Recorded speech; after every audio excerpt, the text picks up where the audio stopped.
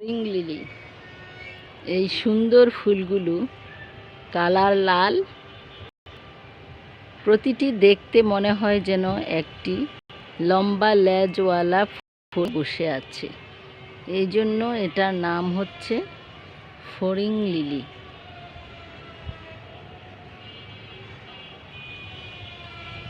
Spring লিলির পাতাগুলো একটু চ্যাপ্টা ধরনের, হালকা সবুজ, নরম।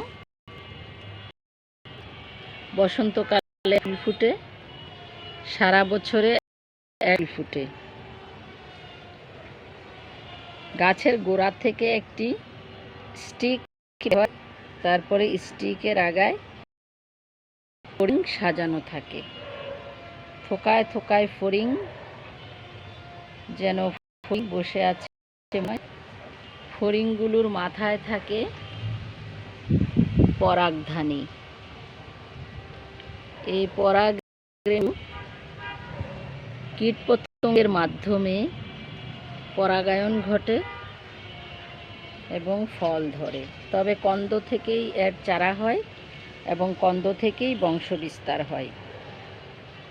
একটি কন্দ লাগালে অনেকগুলো কন্দ বের হতে থাকে।